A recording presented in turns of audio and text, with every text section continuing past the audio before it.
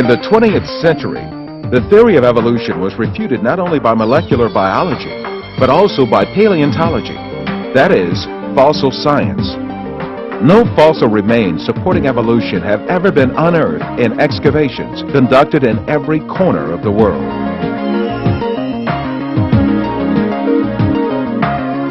Fossils are the remains of living beings that have lived in the past. The skeletal structures of living beings whose bodies are rapidly insulated from air can survive intact. These remains give us information about the history of life on Earth.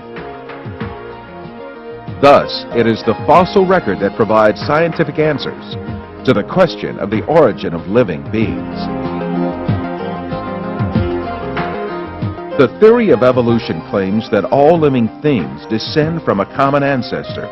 According to the theory, the origination of such diverse living beings took place through minor and successive variations over a very long period of time. The theory argues that first, the unicellular living beings were formed, which then in hundreds of millions of years turned into marine invertebrates and fish, respectively. These fish later had supposedly emerged onto land and turned into reptiles. The story goes further and says that birds and mammals evolved from reptiles. For this claim to be true, there ought to have been numerous intermediary species, linking one living species to another. For instance, if reptiles truly had evolved into birds, then countless half-bird, half-reptile creatures ought to have lived at one time or another. And these intermediary creatures ought to have incomplete, half-developed organs.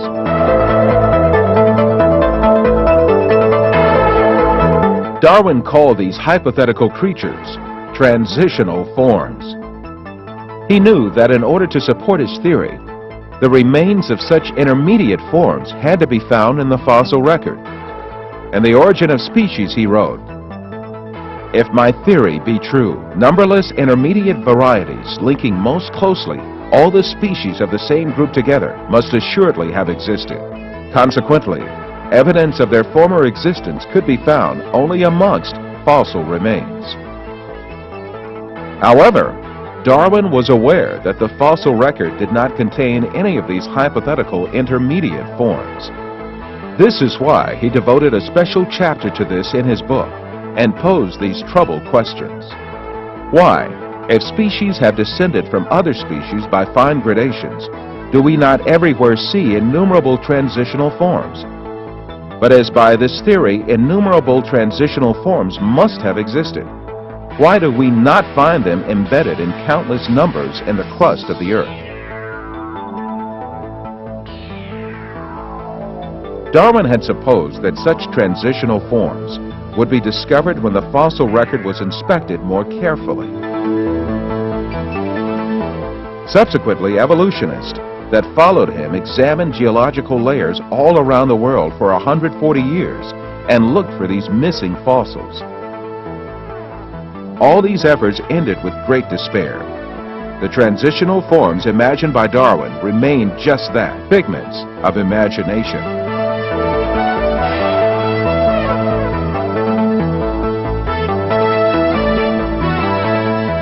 English paleontologist Derek Ager admits this fact, though he is an evolutionist. The point emerges that if we examine the fossil record in detail, whether at the level of orders or of species, we find over and over again not gradual evolution, but the sudden explosion of one group at the expense of another.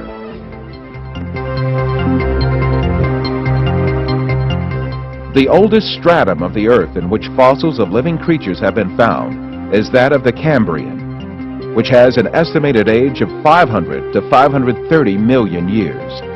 In strata older than the Cambrian, no fossils of any creatures except a few unicellular organisms are to be seen. In the Cambrian period, however, many diverse species appear quite abruptly. More than 30 invertebrate species, such as jellyfish, starfish, trilobites and snails emerge all of a sudden?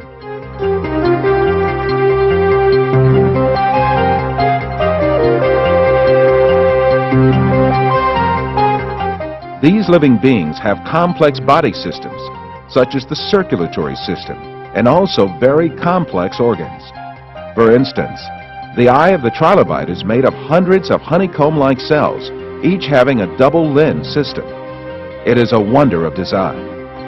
This is the first eye that appeared on the Earth, and it definitely refutes the Darwinist claim that life evolved from the very primitive towards the complex.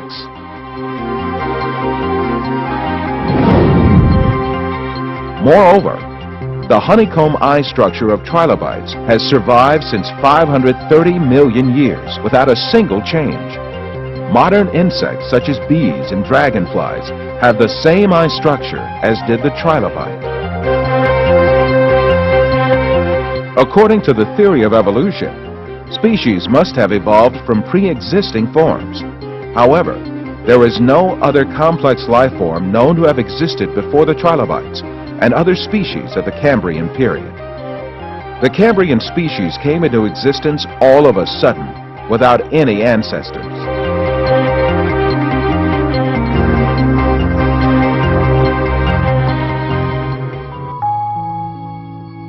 A well-known advocate of the theory of evolution, the English zoologist Richard Dawkins, makes the following confession on the subject.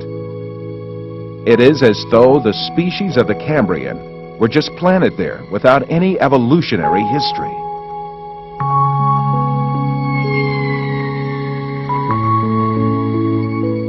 This situation refutes the theory of evolution for sure, because Darwin wrote in The Origin of Species, "If numerous species belonging to the same genera or families have really started into life all at once, the fact would be fatal to the theory of descent with slow modification through natural selection." This fatal stroke that frightened Darwin comes from the Cambrian period, right at the outset of the fossil record.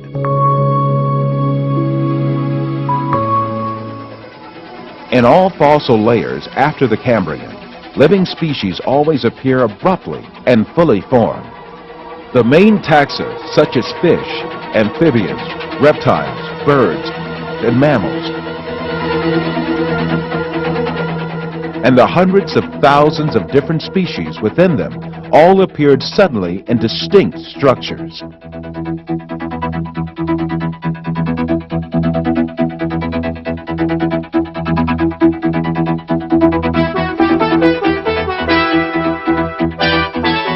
There is not even a single transitional form between any groups, as evolutionists imagine.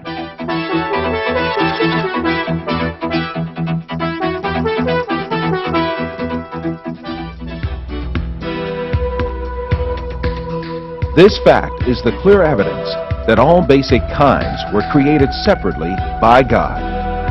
Evolutionist paleontologist Mark Zanecki confesses this fact as follows. A major problem in proving the theory has been the fossil record. This record has never revealed traces of Darwin's hypothetical intermediate variants.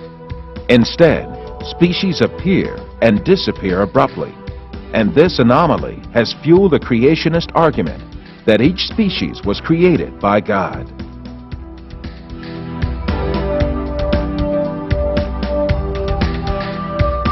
Moreover, there is no difference between fossils hundreds of millions of years old and their modern descendants. For instance, a 400-million-year-old shark and a modern shark have exactly the same structure.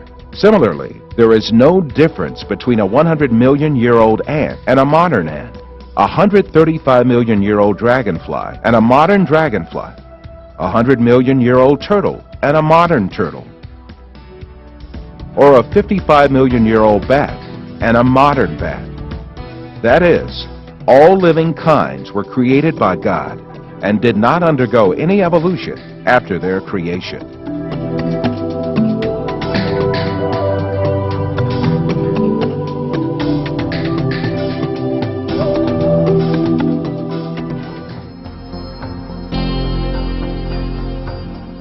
On the other hand, there have been a few fossils that were touted as transitional forms by evolutionists, but later turned out to be nothing of the sort.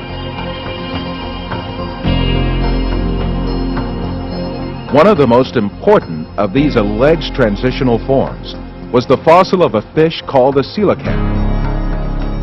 For years, evolutionists claimed that this creature, which was only known in the fossil record, had characteristics similar to those of land-dwelling animals. It had, they argued, primitive legs and a primitive lung.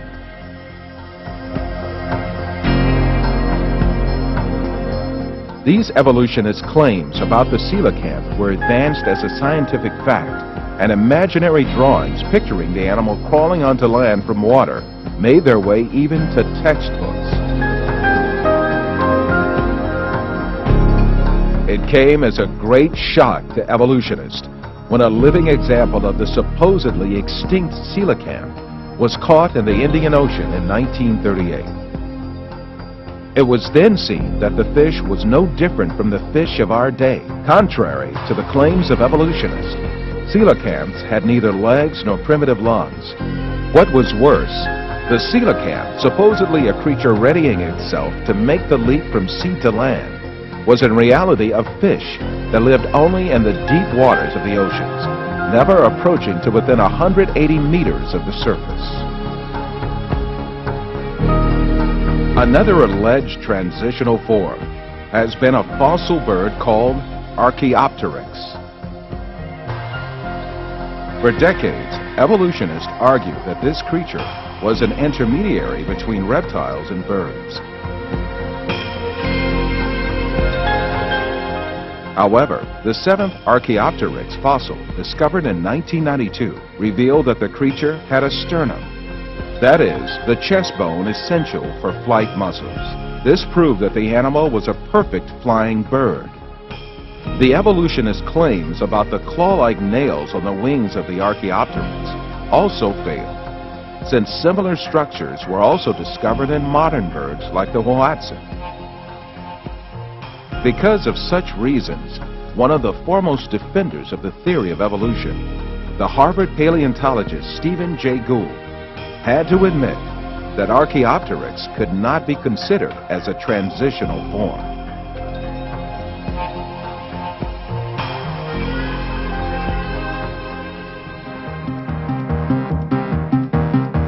When we examine the structures of different animal groups, we can see that it is impossible for an evolutionary process to have occurred between them. For instance, it is impossible for fish that have their respiratory systems, excretory systems, muscle structures, and metabolisms completely designed to live in water to have transformed into land-dwelling animals by stepping out of the water. Living groups on land are also all very different from one another. Evolutionists claim that birds evolved from reptiles by random mutations. However, reptiles are cold-blooded, whereas birds are warm-blooded. The bodies of birds are covered with complexly structured feathers, whereas the bodies of reptiles are covered with scales that bear no similarity to feathers.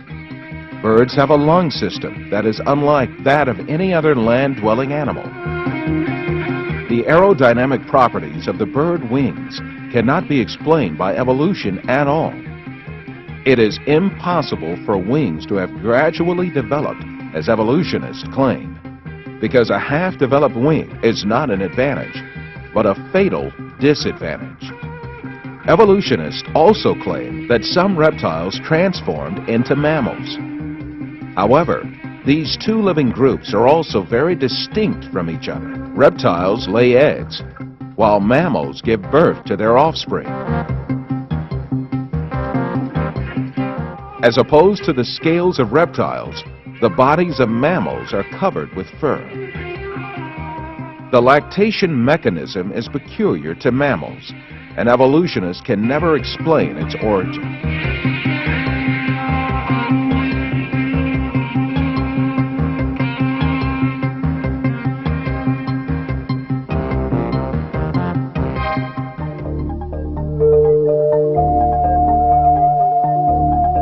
Faced with these realities made clear by the fossil record, evolutionists directed all their attention to the claim that man evolved from ape-like creatures. 6,500 different ape species have lived so far, and the majority of them are extinct. The skulls of these extinct apes, both big and small, constituted a great resource for evolutionists on which to exercise their imaginations freely. Arranging the skulls of these extinct ape species from the smallest to the biggest, and adding some skulls of vanished human races to this series, evolutionists concocted the scenario of human evolution.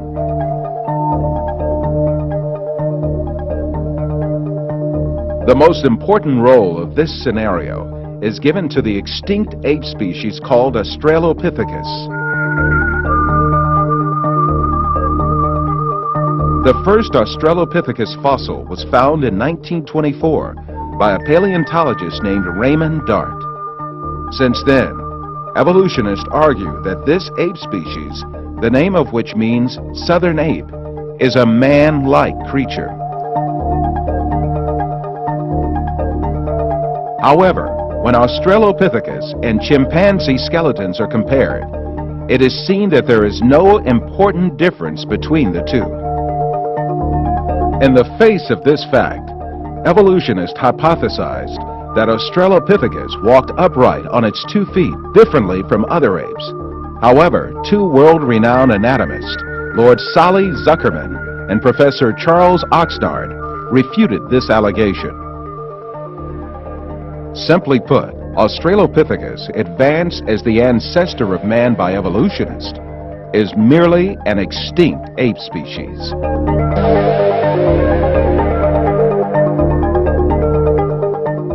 On the other hand, fossils that are included by evolutionists under imaginary classifications, such as Homo erectus, Homo ergaster, or Homo sapien archaic, in fact belong to different human races.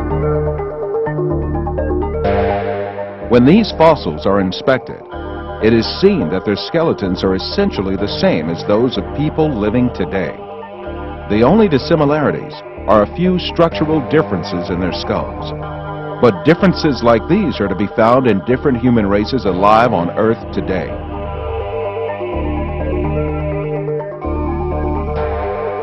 The famous evolutionist paleontologist Richard Leakey admits that the difference between the skulls classified as Homo erectus and those of modern men is only racial.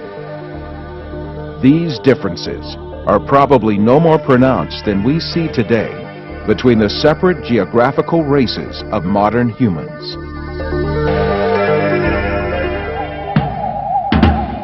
The only defense left to evolutionists against all these scientific facts is just one thing: propaganda.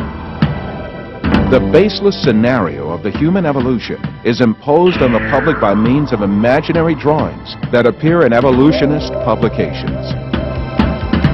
In these drawings, creatures with hairy bodies and simian features are decked out with overtones of human-like motifs. The given impression is that these half-man, half-ape transitional forms did live once.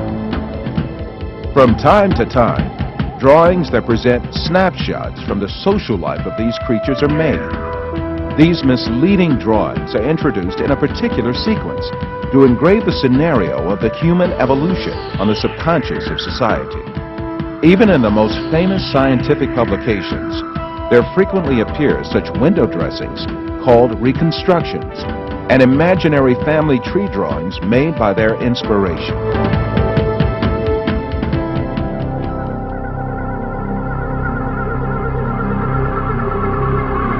The imaginative power of evolutionists is not limited to fictional drawings and models. They go even further and shoot movies in which imaginary half-man, half-ape creatures act.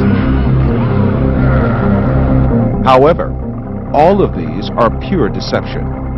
The only evidence at hand is generally nothing more than a few skull fragments or a tibia. The hair, skin, nose, ears, lips, or other facial features of a living being cannot be determined from its bone remains.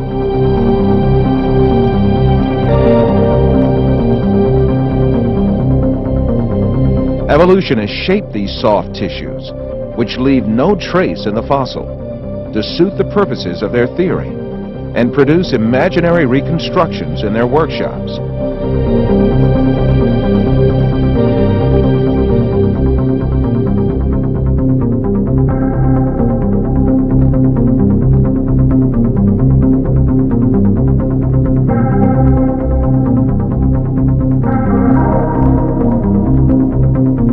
Ernest Houghton from Harvard University states that these drawings have no scientific value. You can, with equal facility, model on a Neanderthaloid skull the features of a chimpanzee or the lineaments of a philosopher. These alleged restorations of ancient types of man have very little, if any, scientific value and are likely only to mislead the public. Evolutionists go so far in this subject that they can even invent very different faces for the same skull. The three entirely different reconstructions made for the fossil called Zinjanthropus is a famous example showing how persistent evolutionists are in producing these false masks.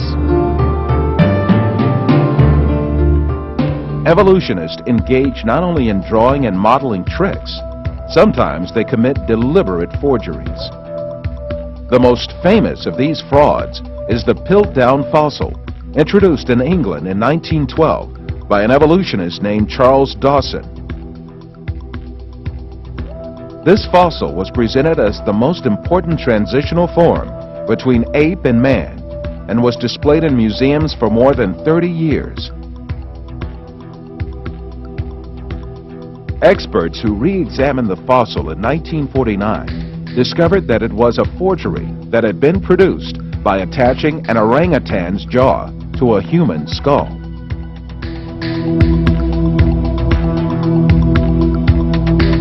Another intermediate transitional form fabricated by evolutionists was the Nebraska man. This was cooked up in 1922 on the basis of a single fossil tooth. The evolutionists did not neglect to give it an ostentatious Latin name, Asparapithecus haroldcooki, or to make imaginary drawings related to it.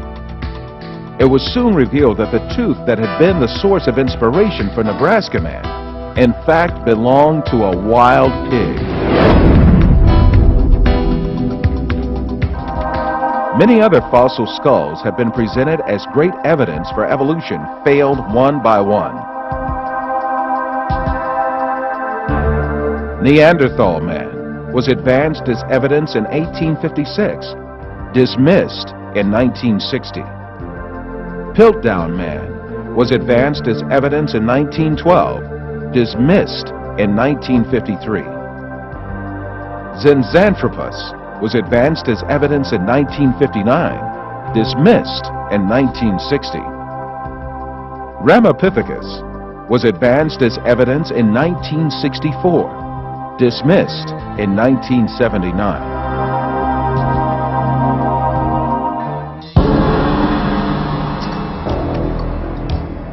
Despite all these facts, these skulls are still presented to the public through the media and in some evolutionist textbooks as if they were scientific facts. In many countries, an important part of the society supposes that evolution is a proven fact. A great deal of this so-called evidence of evolution, much of which has been dismissed by evolutionists themselves, is still presented to school children in their textbooks, where they are depicted as the ancestors of man.